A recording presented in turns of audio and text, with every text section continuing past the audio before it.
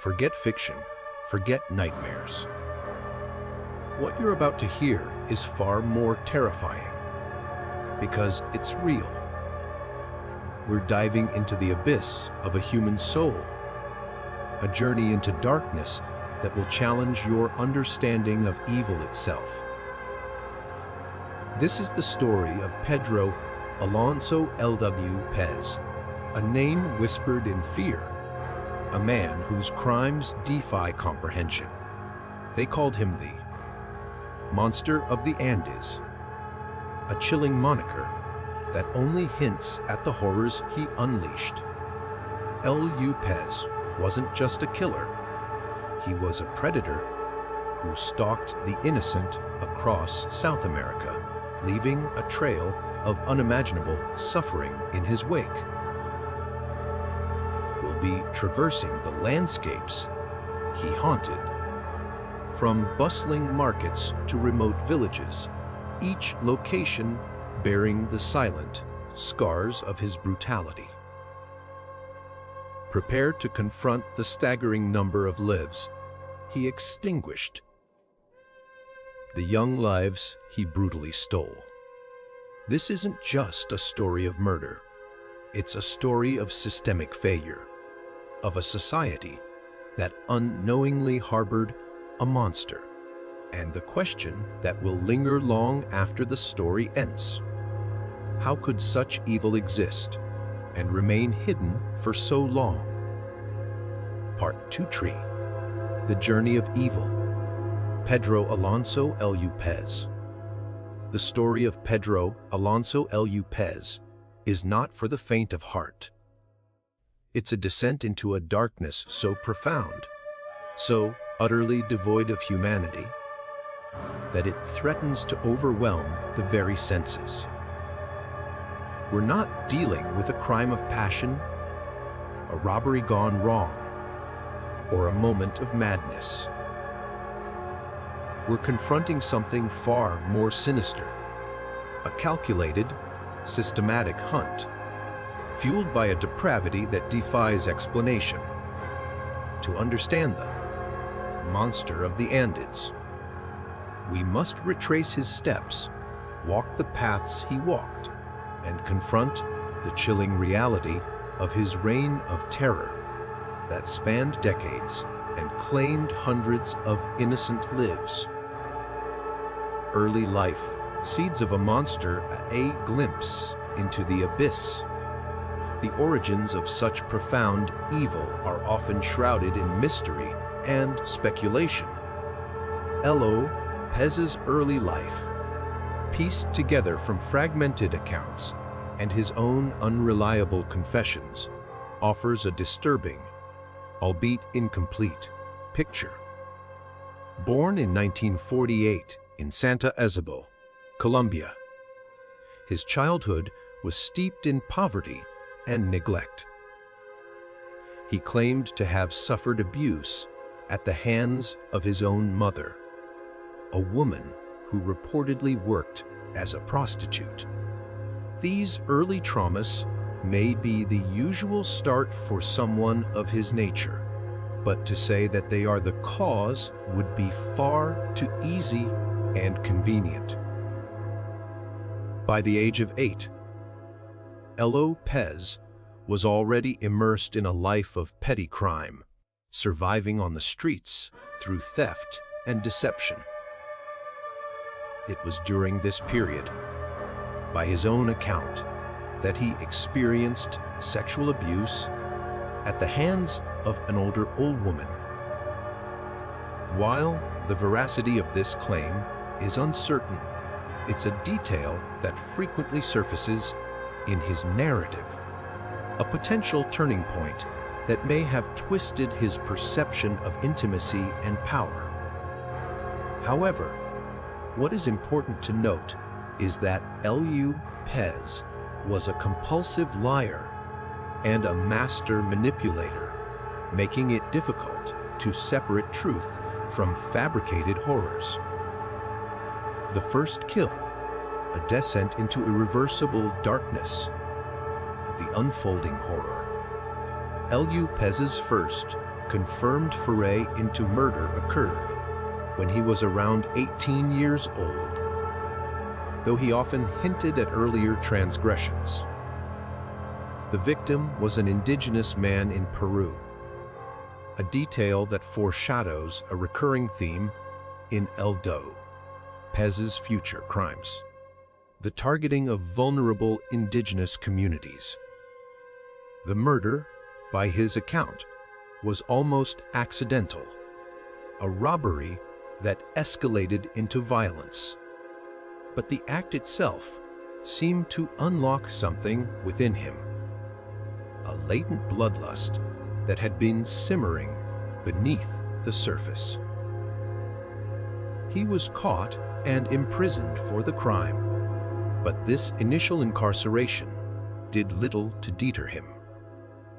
Instead, the prison environment, a brutal ecosystem of violence and dominance, served as a twisted finishing school for the burgeoning monster. López later claimed to have committed further murders within the prison walls, honing his skills and further desensitizing himself to the act of killing.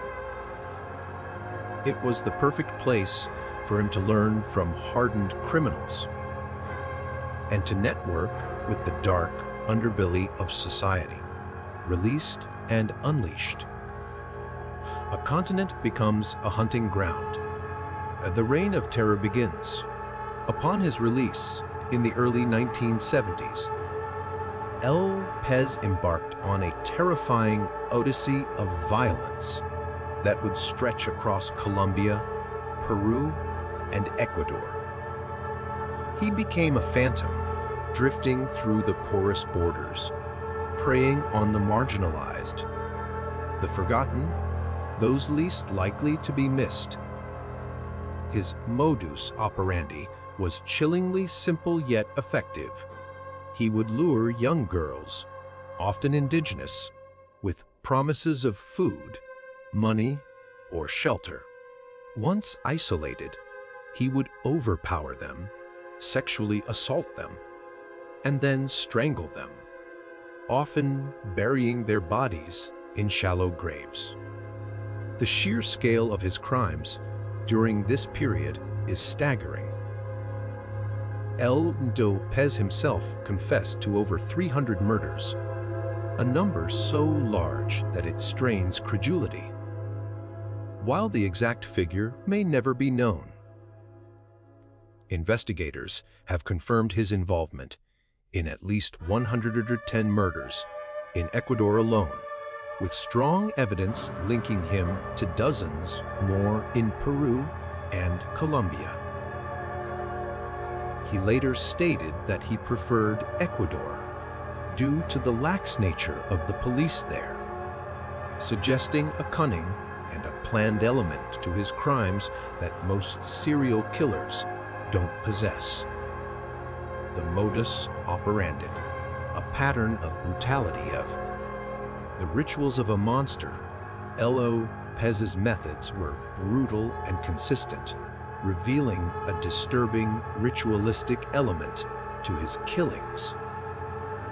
He targeted young girls, often between the ages of 9 and 12. He preferred indigenous victims, exploiting their vulnerability and the systemic racism that often led to their disappearances being ignored or dismissed by authorities. It is speculated that he found indigenous girls easier to abduct, as they were often seen as less valuable in society. It is also speculated that he may have had a racist motivation for selecting his victims. He would often gain their trust by posing as a helpful stranger, offering them sweets or small gifts. The locations he chose were often isolated river banks, remote trails, or fields on the outskirts of villages. This careful selection of location and victim reveals a cunning predator, aware of his surroundings and adept at manipulating his prey. Once he had them alone, he would proceed to sexually assault and kill them. The act of strangulation was a constant in his murders. This method, intimate and requiring physical dominance, suggests a deep-seated need for control and power. He would often bury his victims in shallow graves, sometimes returning to the sites to, in his words, check on them. This macabre detail reveals a disturbing attachment to his victims, even in death. Perhaps he was checking to make sure they were dead, or perhaps, in his twisted mind, he saw them as possessions. He also admitted to keeping trophies from his victims, a common trait among serial killers. A trail of bodies, uncovering the unthinkable, so the investigation begins. For years, López moved like a ghost through the Andes, leaving a trail of death and despair in his wake. The disappearances of so many young girls, particularly in indigenous communities, should have raised alarms. However, a combination of factors, including systemic prejudice, inadequate law enforcement resources, and the remoteness of many of the crime scenes, allowed López to operate with impunity. The investigation into the disappearances was often hampered by a lack of coordination between different law enforcement agencies across the 3 countries. The victims, often from impoverished backgrounds, were not always reported missing immediately, and even when they were, their cases were often not prioritized. It is evident that class and racial biases played a significant role in the delay in apprehending López. It wasn't until 1980, when a flash flood in Ecuador unearthed a mass grave containing the remains of several young girls, that the true scale of López's crimes began to emerge. The discovery sent shockwaves through the region and finally spurred a serious investigation. Even then, it was not the police who found him, but local indigenous communities who managed to capture him. The capture, a monster unmasked at the end of the hunt. The circumstances surrounding López's capture are as bizarre and disturbing as the crimes themselves. In 1980, while attempting to abduct a young girl in a marketplace in Ambato, Ecuador, he was apprehended by members of a local indigenous community. They had grown increasingly suspicious of the stranger, who had been seen lurking around their villages, and the disappearances of their children had not gone unnoticed. Their act of vigilante justice, born out of desperation and a lack of faith in the authorities, finally brought the monster of the Andes to his knees. It was a testament to the resilience and courage of these communities in the face of unimaginable horror. Initially, the local police were skeptical of the community's claims. They were accustomed to dismissing the concerns of indigenous people and the idea that a single man could be responsible for so many deaths seemed far-fetched. However, the sheer number of bodies being discovered, coupled with López's own chillingly detailed confessions soon forced them to confront the horrifying truth. Confession and manipulation. Inside the mind of a killer, said the psychology of evil. Once in custody, López proved to be a highly unusual and unsettling suspect. He confessed to his crimes with a disturbing eagerness, often providing details that only the killer could know. He seemed to relish the attention, the notoriety, and the fear he inspired. His confessions were a macabre performance, a twisted attempt to shock and manipulate his captors. He led investigators to numerous burial sites, calmly pointing out the locations where he had disposed of his victims. He described his methods in chilling detail, devoid of any remorse or empathy. His words painted a picture of a man utterly disconnected from the suffering he had inflicted, a man who viewed his victims as objects, not as human beings. However, alongside his apparent cooperation, López also displayed a cunning and manipulative streak. He would often contradict himself, change his story, and embellish details, making it difficult to separate fact from fiction. He seemed to enjoy playing games with the authorities, testing their limits and reveling in his own twisted intelligence. This was a man who had spent years evading capture, and he was not about to relinquish control easily. He attempted to portray himself as insane, hoping to avoid the death penalty, which was still in place in Ecuador at the time. The trial and the aftermath. A flawed justice, said the search for accountability.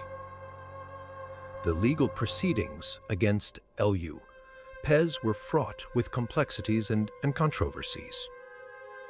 The sheer number of his crimes, spanning multiple countries and jurisdictions, posed a significant challenge to investigators and prosecutors. There was also the issue of his mental state. While he clearly understood the nature of his actions, his bizarre behavior and outlandish claims raised questions about his sanity. Ultimately, he was found guilty of 110 murders in Ecuador and sentenced to life imprisonment, the maximum penalty allowed under Ecuadorian law at the time. However, due to legal loopholes and time served, he was later released. This decision sparked outrage and disbelief, both in Ecuador and internationally. How could a man responsible for so much suffering be allowed to walk free? The monster released. Shocking twist. Justice denied. In a shocking turn of events, López was released from a psychiatric hospital in 1998 after serving only 18 years. He was then deported to Colombia, his country of birth. The authorities claimed he was cured and no longer a threat to society. This decision was met with widespread condemnation, with many questioning the adequacy of the psychiatric evaluation and the potential danger he still posed. His release highlighted the flaws and limitations of the justice system, particularly in dealing with cases of such extreme violence and psychopathy. It raised troubling questions about the rehabilitation of individuals like López, and the responsibility of governments to protect their citizens from such predators. It also raised questions about the rights of victims and their families, who were left to grapple with the knowledge that the man who had destroyed their lives was now free. Disappearance and legacy. The enduring shadow. The unanswered questions. Following his release and deportation, López vanished. His current whereabouts are unknown. Some speculate that he may have assumed a new identity and continued his killing spree in another country. Others believe he may have died. The uncertainty surrounding his fate only adds to the chilling legacy of the monster of the Andes.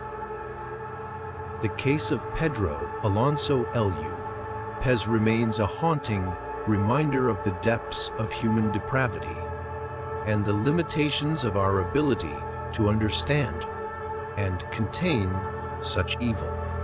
It's a story that continues to raise troubling questions about justice, accountability, and the enduring threat posed by individuals who seem to exist outside the boundaries of human morality. His story serves as a cautionary tale, a reminder of the importance of vigilance, the need to protect the vulnerable, and the enduring power of evil to lurk in the shadows, waiting to strike again. The case also highlights the need for international cooperation in apprehending and prosecuting serial killers who operate across borders. The unanswered questions. A lingering unease. The story of Pedro Alonso López is riddled with unanswered questions.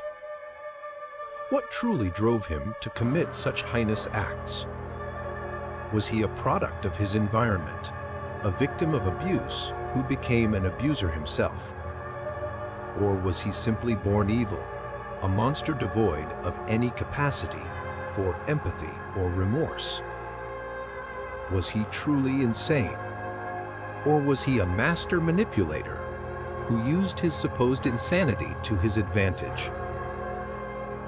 How could he have operated for so long, across so many countries, without being detected? What systemic failures allowed him to slip through the cracks, leaving a trail of devastation in his wake? What happened to him after he was released? Did he continue to kill? Is he still out there, somewhere, a ghost haunting the edges of our awareness? These questions will continue to be debated by criminologists, psychologists, and those who have been touched by this case. The story of Pedro Alonso López is more than just a true crime case. It's a chilling exploration of the darkest corners of the human psyche. A stark reminder of the capacity for evil that resides within us all. It is important to learn from this case and to use that knowledge to prevent similar tragedies from occurring in the future. It is a challenge to our understanding of justice, morality, and the very nature of humanity itself. And it's a story that, long after the details have faded, will continue to haunt our collective consciousness, a chilling whisper from the abyss. Part 3. The Hunt for a Monster. The Pursuit of Pedro Alonso López. The discovery of the mass grave in Ecuador in 1980 was a watershed moment. It was the catalyst that transformed a series of seemingly isolated missing person cases into a full-scale investigation, revealing the terrifying truth of a predator who had been operating with chilling impunity across the Andean region for over a decade. This section delves into the intricate and often frustrating hunt for the monster of the Andes, exploring the initial skepticism, the jurisdictional challenges, the crucial role of indigenous communities, the dramatic capture, and the unsettling legal and psychological aftermath that followed. Denial and disbelief, the seeds of doubt, a wall of indifference. In the immediate aftermath of the horrifying discovery near Ambato, where a flash flood unearthed a mass grave filled with the remains of young girls, the local authorities were faced with a situation they were ill prepared to handle, both practically and psychologically. The remains were predominantly those of young indigenous girls, a demographic often marginalized and overlooked in Ecuadorian society at the time. A deep-seated reluctance to acknowledge the true nature of the crimes pervaded the initial stages of the investigation. There was an inclination among some law enforcement officials to dismiss these deaths as isolated incidents. Perhaps these were runaways, victims of domestic disputes, or tragic accidents. This dismissal was, in part, fueled by systemic prejudice against indigenous communities. Their concerns were often disregarded, their voices unheard. This ingrained bias created a formidable obstacle, delaying the recognition of the monstrous truth that was slowly, painstakingly beginning to surface. Furthermore, the sheer number of bodies being discovered strained credulity. It was difficult for investigators to fathom that one person could be responsible for such widespread carnage. The concept of a serial killer, let alone one operating on this scale, was virtually unprecedented in the region. Many within law enforcement were simply unwilling to accept the possibility, clinging to more palatable, albeit increasingly unlikely, explanations. Fragmented investigations, a jurisdictional labyrinth, lost in the maze. Compounding the initial disbelief and denial was the fragmented and disjointed nature of the investigation. López's reign of terror spanned 3 countries, Colombia, Peru, and Ecuador. Each nation had its own independent law enforcement agencies, each with varying levels of resources, expertise, and, crucially, willingness to cooperate. There was minimal communication and virtually no coordination between these agencies, creating a jurisdictional labyrinth that significantly hindered the pursuit of the killer. This was a fragmented puzzle, with each piece held by a different entity, and no one attempting to put it together. Each country initially focused solely on the disappearances within its own borders, failing to perceive the larger, terrifying picture. The notion that a single perpetrator could be operating seamlessly across international boundaries was not seriously considered for an extended period.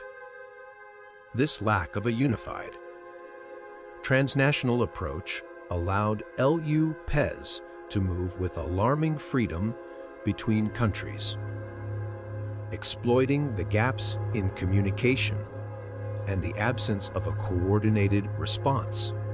He was a predator who understood borders far better than those tasked with protecting them.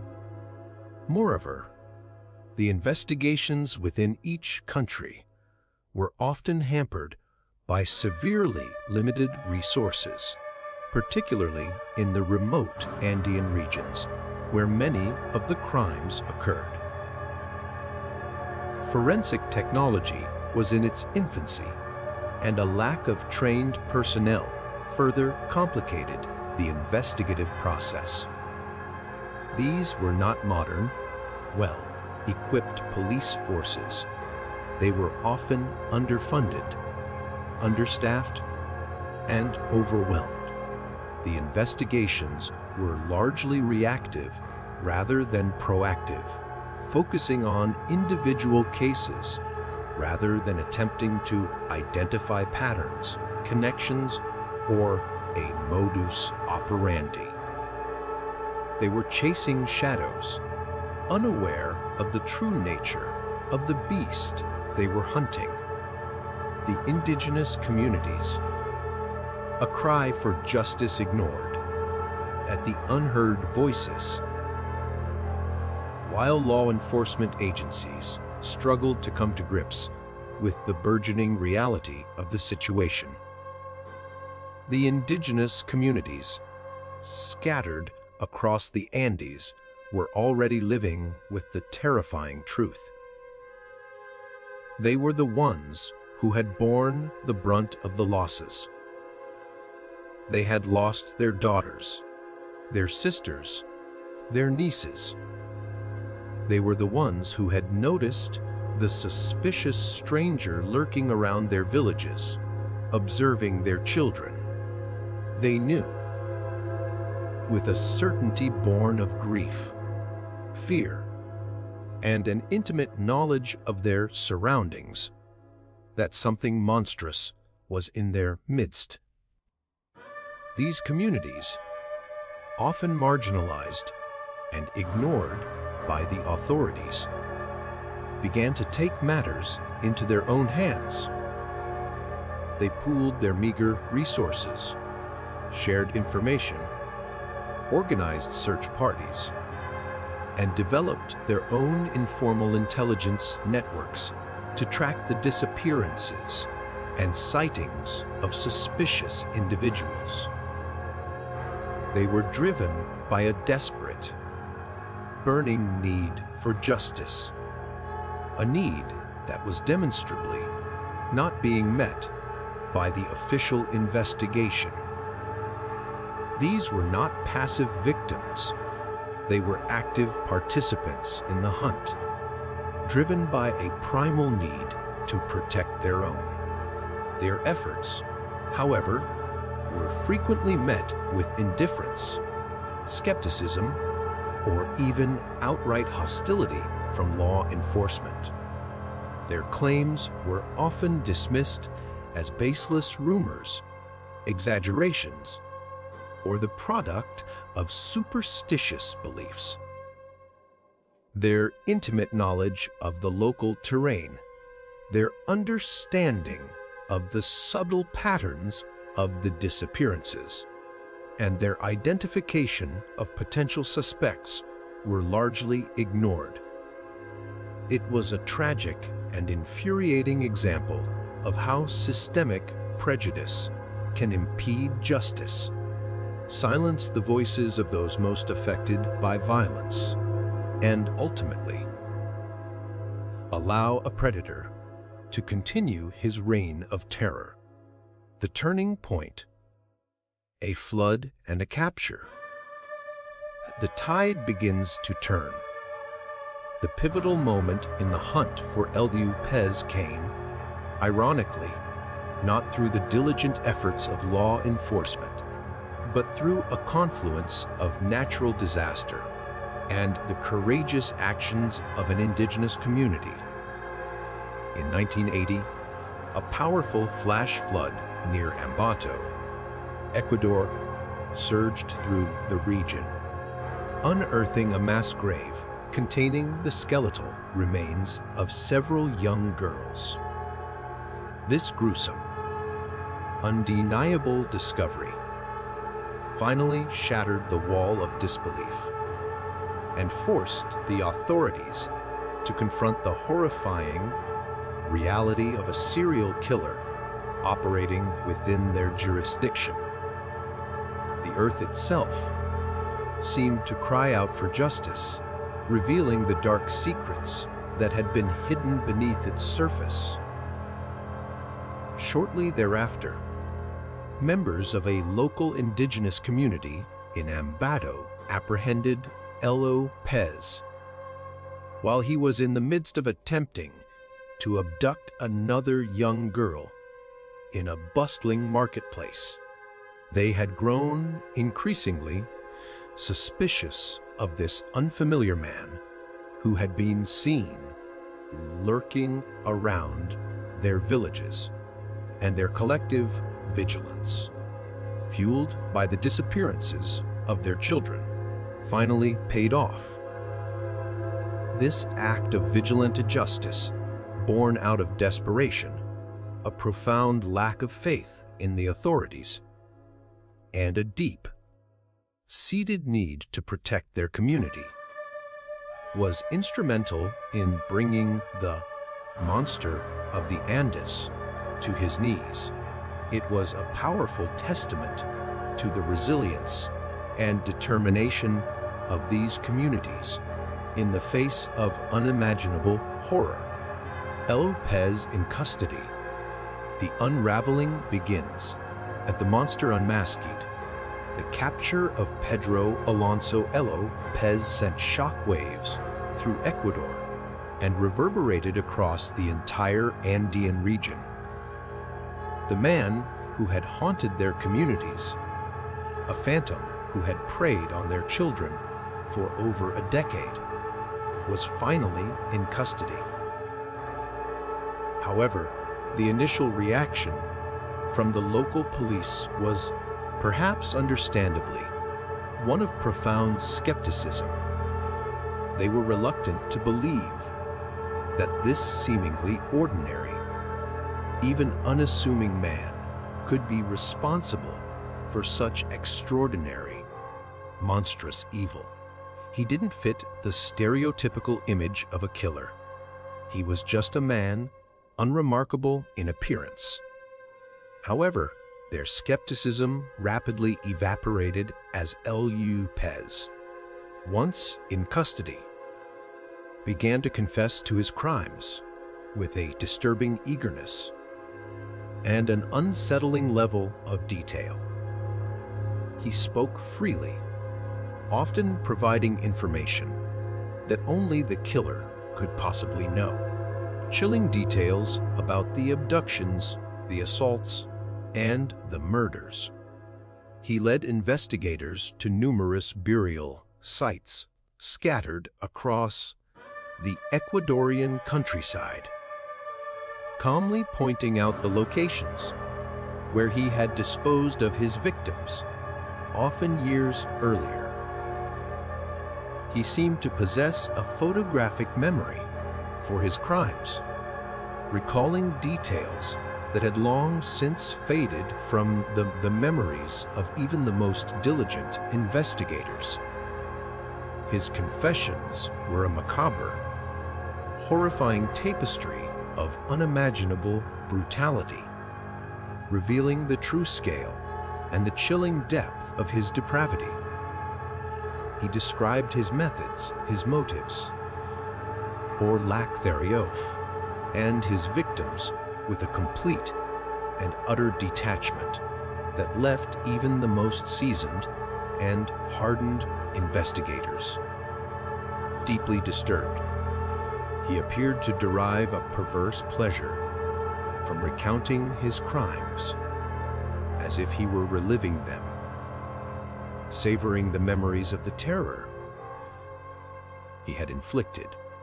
His words painted a chilling portrait of a man utterly disconnected from the suffering he had caused, a man who viewed his victims not as human beings, but as objects, mere playthings for his twisted desires. Confession and manipulation, a twisted mind at play. The games begin. Alongside his apparent cooperation, López displayed a cunning, manipulative, and deeply unsettling personality. He would often deliberately contradict himself, change his story, embellish details, and introduce red herrings, making it extraordinarily difficult to separate fact from fiction, truth from fabrication. He seemed to enjoy playing a macabre game of cat and mouse with the authorities, testing their limits, toying with their emotions, and reveling in his own twisted intelligence. He was a master manipulator, using his confessions not just to reveal, but also to control and confuse. This was a man who had spent years evading capture, a predator who had honed his skills of deception and manipulation to a razor's edge. He was not about to relinquish control easily, even while incarcerated.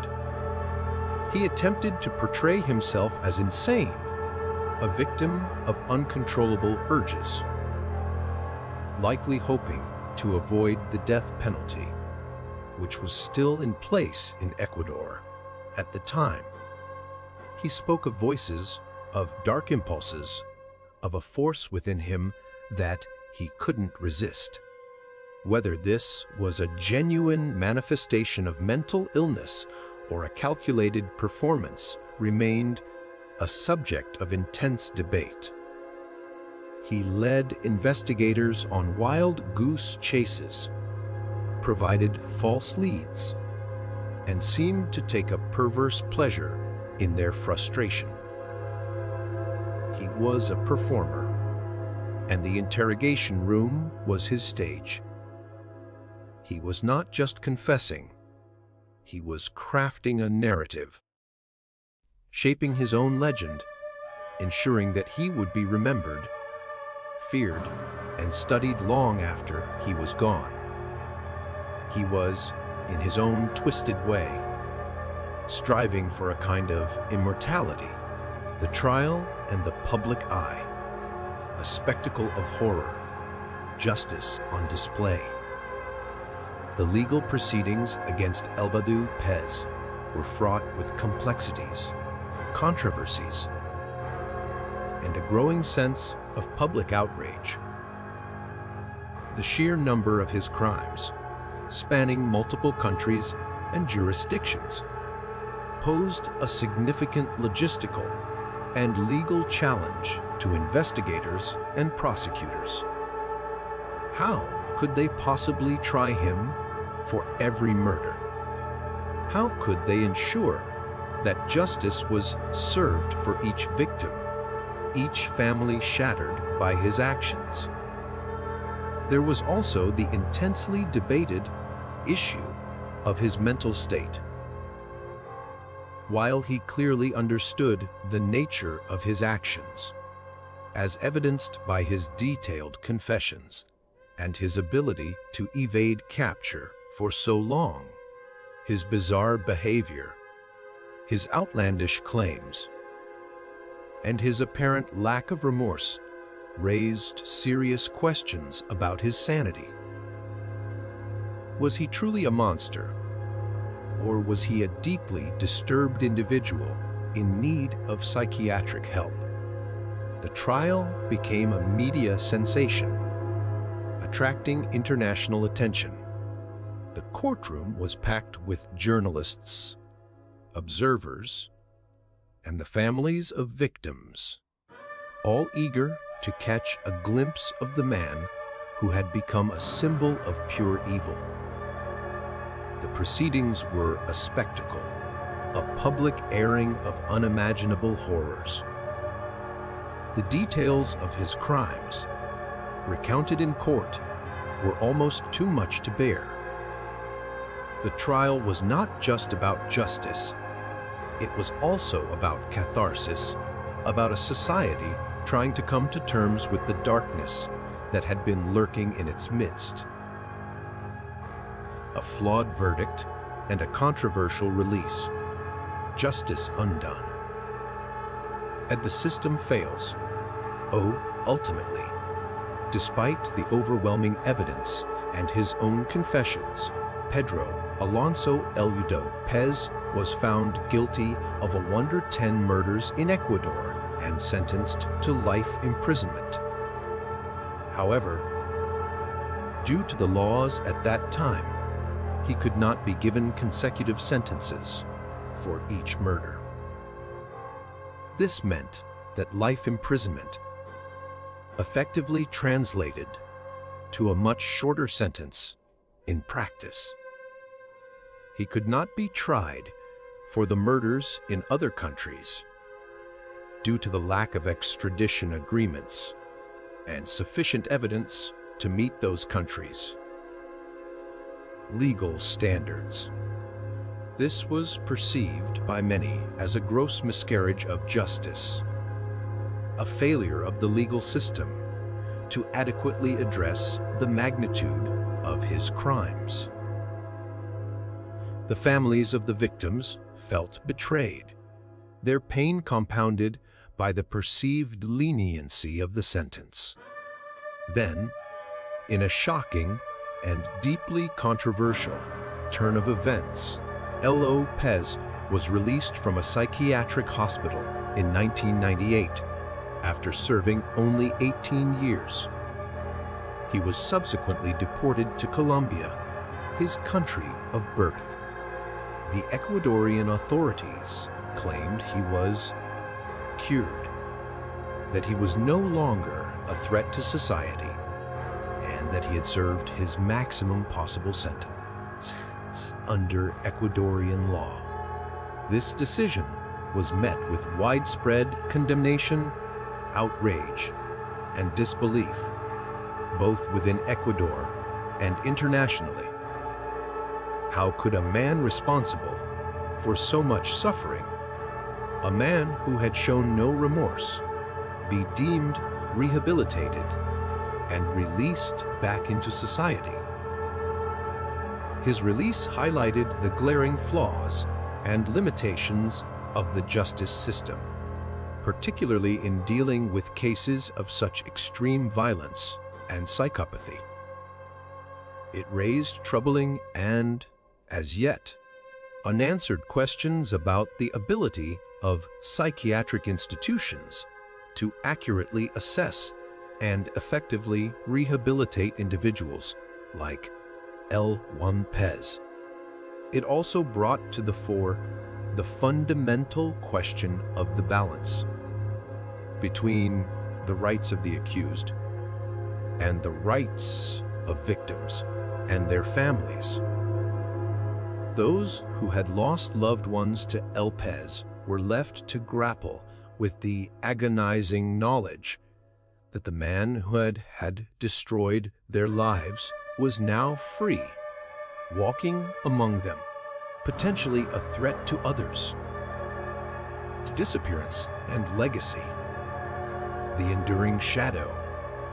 The monster vanishes. Following his release and deportation to Colombia, Pedro Alonso López vanished without a trace. His current whereabouts are unknown. Some speculate that he may have assumed a new identity and continued his predatory activities in another country, perhaps even in another part of the world. Others believe he may have died, his reign of terror finally brought to an end by natural causes, or perhaps even at the hands of someone seeking their own form of justice.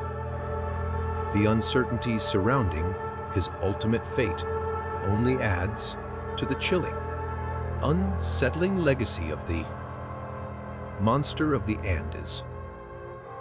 His story remains a haunting reminder of the profound depths of human depravity and the limitations of our ability to understand, contain, and ultimately eradicate such evil from our world. It's a story that continues to raise troubling questions about justice, accountability, rehabilitation, and the enduring threat posed by individuals who seem to exist outside the boundaries of human morality and empathy. His case serves as a cautionary tale, a stark reminder of the importance of vigilance, the need to protect the vulnerable, and the enduring power of evil to lurk in the shadows, often undetected, waiting for an opportunity to strike again. The case also underscores the critical need for international cooperation in apprehending and prosecuting serial killers who operate across national borders, exploiting the gaps and weaknesses in a fragmented global justice system. His story is a chilling testament to the enduring power of evil and the fragility of justice in a world where monsters can, and do, walk among us. The unanswered questions surrounding López and his ultimate fate will continue to be debated by criminologists, psychologists, law enforcement professionals, and those whose lives were irrevocably touched by his horrific crimes. His story is more than just a true crime case. It is a chilling exploration into the darkest recesses of the human psyche, a stark reminder of the capacity for evil that resides, however latently, within us all. It is a challenge to our understanding of justice, morality, and the very nature of humanity itself. And it is a story that, long after the specific details have faded from collective memory, will continue to haunt our collective consciousness. A chilling whisper from the abyss, a stark reminder of the monsters that walk among us, hidden in plain sight. Part 4: Criminal Psychological Analysis, Deconstructing the Monster of the Andes. The crimes of Pedro Alonso López, the monster of the Andes, present a chilling challenge to our understanding of human behavior. How could one individual perpetrate such a staggering number of brutal acts over such an extended period? What psychological forces could drive a person to commit such atrocities? This section delves into the complex and often disturbing realm of criminal psychology, attempting to dissect the mind of a monster. We will explore various psychological theories, potential diagnoses, and environmental factors that may have contributed to López's development into one of history's most prolific and terrifying serial killers. It is important to remember that this is a speculative analysis based on available information and expert opinions, but the true inner workings of López's mind may forever remain a dark enigma. The limitations of diagnosis at a distance, the challenges of understanding. It is crucial to acknowledge the inherent limitations of analyzing an individual like López, especially when that analysis is conducted years after his crimes and without the benefit of direct, in-person evaluation. We are relying on fragmented accounts, his own often unreliable confessions, and second-hand observations. Diagnosing someone at a distance is a precarious endeavor fraught with potential inaccuracies. Furthermore, López's deliberate attempts to manipulate investigators, his contradictory statements, and his possible feigning of mental illness further complicate the task. He was a master of deception, skilled at tailoring his narrative to suit his needs. Separating truth from fabrication, genuine pathology from calculated performance, is a daunting challenge. Nevertheless, by carefully examining his behaviors, his modus operandi, and applying established psychological frameworks, we can attempt to piece together a psychological profile, albeit one that must be viewed with a degree of caution. Possible diagnosis. Exploring the spectrum of psychopathology, the labels of evil. Several psychological diagnoses could potentially be applied to López, each offering a different lens through which to view his actions. It's important to note that these are not mutually exclusive. Multiple conditions may have coexisted, contributing to the complex tapestry of his psychopathy. Antisocial personality disorder, at ASPD true. This is perhaps the most obvious and frequently cited diagnosis in relation to serial killers. ASPD is characterized by a pervasive disregard for and violation of the rights of others, a lack of empathy, a pattern of deceitfulness, impulsivity, irresponsibility, and a lack of remorse. López's actions align with many of these criteria. His callous disregard for his victims, his manipulative behavior, his history of criminal activity from a young age, and his apparent lack of remorse all point towards a possible ASPD diagnosis. However, ASPD alone does not fully explain the sheer scale and brutality of his crimes. Psychopathy, often considered a more severe form of ASPD, psychopathy encompasses a deeper level of emotional detachment, a profound lack of empathy, a grandiose sense of self-worth, and a remarkable ability to charm and manipulate others. Psychopaths are often described as social predators, using their superficial charm to exploit and victimize others without a second thought. López's ability to lure his victims, his calculated planning, his enjoyment of the power he held over them, and his manipulative behavior during interactions with law enforcement all suggest psychopathic traits.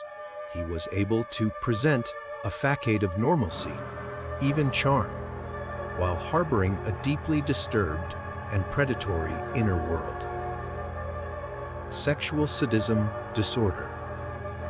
This paraphilic disorder involves deriving sexual gratification from inflicting physical or psychological suffering on others.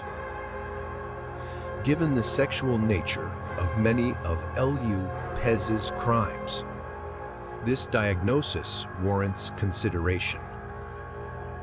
His choice of vulnerable victims, his use of strangulation, a method that allows for prolonged control, and the infliction of suffering, and his reported visits to the burial sites of his victims could be interpreted as manifestations of sexual sadism. He may have derived a perverse pleasure, not just from the act of killing, but from the entire process of dominating, degrading, and ultimately destroying his victims. Necrophilia. Although López never explicitly admitted to engaging in sexual acts with corpses, his habit of returning to burial sites and his disturbing attachment to his victims, even in death, raises the possibility of necrophilic tendencies. This paraphilia, characterized by a sexual attraction to corpses, could potentially explain his need to maintain a connection with his victims, even after they were dead. It is a deeply disturbing aspect of his potential psychopathology, one that further underscores the profound deviance of his desires. Narcissistic personality disorder, while not as directly linked to violence as ASPD or psychopathy, NPD could have played a role in shaping López's behavior. Narcissists have an inflated sense of self-importance, a need for admiration, and a lack of empathy.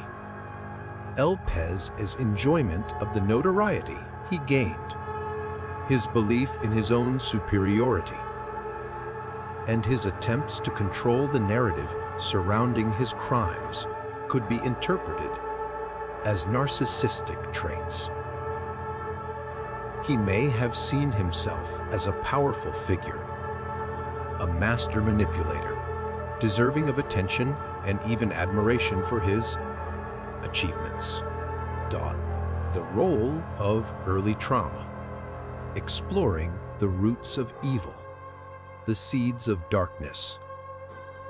While a diagnosis can provide a framework for understanding behavior, it does not explain the origins of that behavior. Many experts believe that early childhood trauma can play a significant role in the development of severe psychopathology. López's own accounts, unreliable, paint a picture of a deeply disturbing childhood. He claimed to have suffered physical and possibly sexual abuse at the hands of his mother, a woman he described as a prostitute. He also reported being abandoned and forced to live on the streets from a young age, where he was exposed to violence, exploitation, and further abuse. These early experiences of neglect, trauma, and instability could have had a profound impact on his developing psyche. They may have fostered a deep-seated rage, a distorted view of relationships, and a profound inability to form healthy attachments. The experience of being sexually abused as a child, as López claimed, could have further warped his understanding of intimacy and power. It may have created a link in his mind between sex, violence, and control, a link that would later manifest in his horrific crimes. It's important to remember that while early trauma can be a contributing factor, it does not preordain a life of violence. Many individuals who experience similar traumas do not go on to become serial killers. However, in López's case, it is possible that these early experiences, combined with other factors, created a fertile ground for the development of his extreme psychopathology. The development of a predator, a gradual descent into darkness, the making of a monster, it is unlikely that López was born a monster. More likely, he developed into one over time, through a complex interplay of biological predispositions, environmental influences, and personal choices. His early life on the streets, immersed in a world of crime and violence, may have normalized deviant behavior and further desensitized him to the suffering of others. His first forays into serious violence, including his first confirmed murder as a young man and the subsequent killings he claimed to have committed while in prison, may have acted as a catalyst, unlocking a latent bloodlust and a taste for power and control. Each act of violence may have further eroded his already fragile moral compass, making it easier to commit the next. The prison environment, far from rehabilitating him, likely served as a finishing school for his developing psychopathy. Surrounded by other violent offenders, he may have learned new techniques, honed his manipulative skills, and further solidified his identity as a predator. He was immersed in a culture of violence, where dominance and brutality were the keys to survival. Upon his release, he was unleashed upon an unsuspecting society, a fully formed predator with a refined set of skills and a burning desire to kill.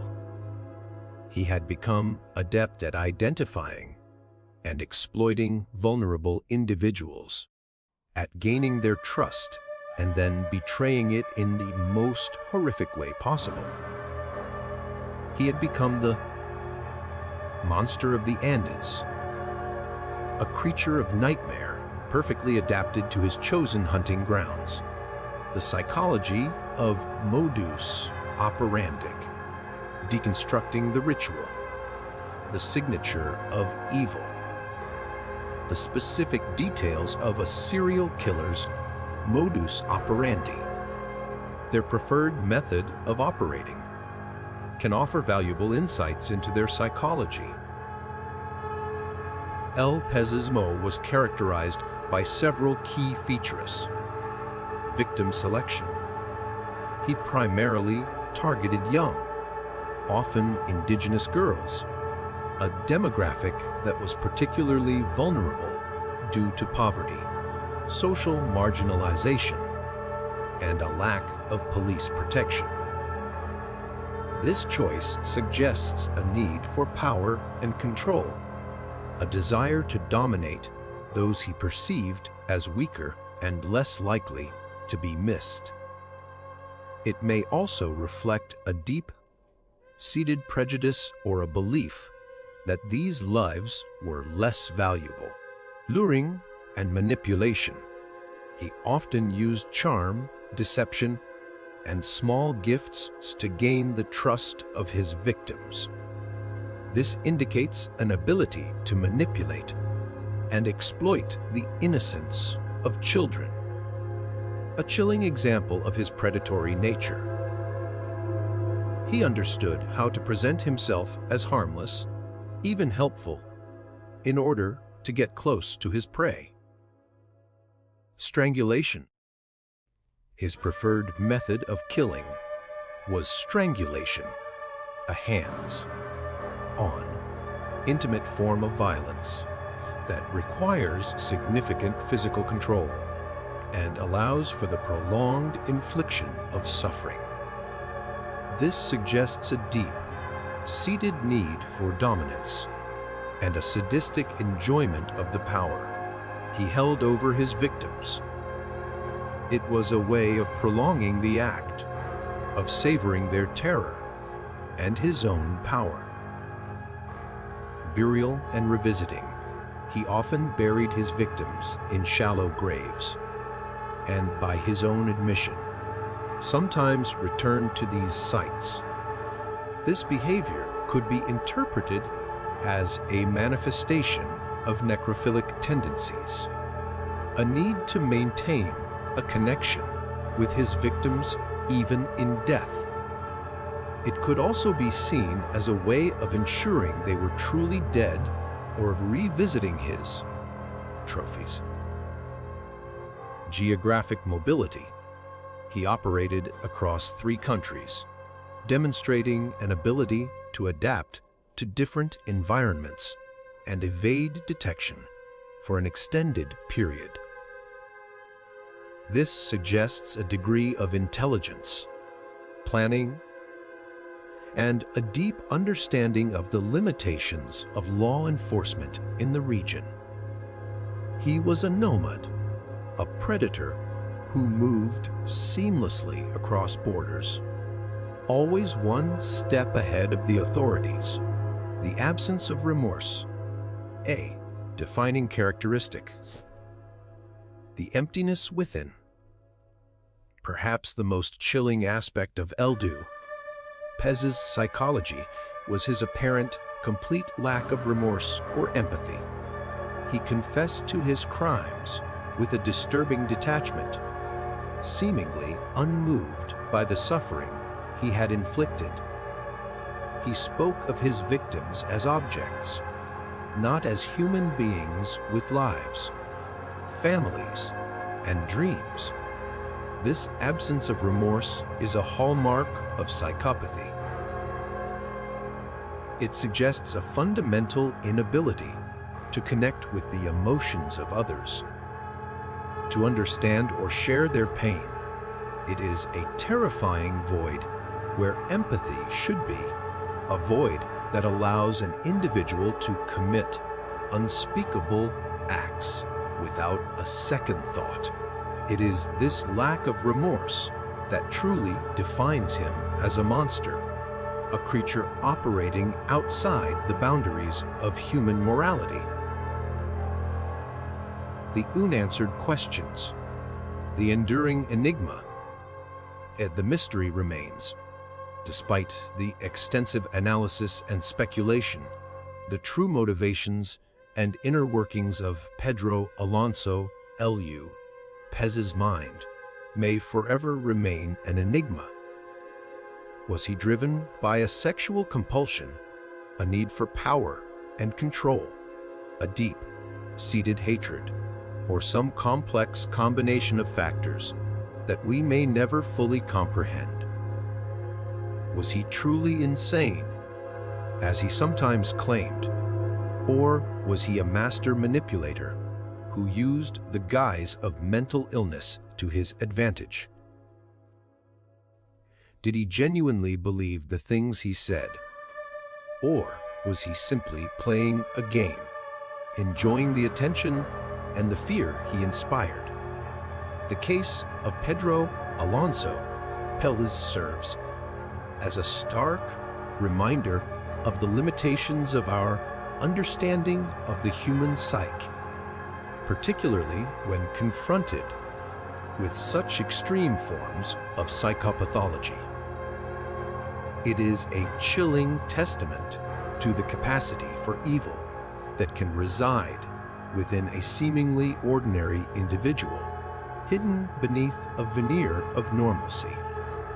His story continues to haunt us, not just because of the sheer brutality and scale of his crimes, but because it forces us to confront the uncomfortable truth that we may never fully understand what drives someone to become a monster.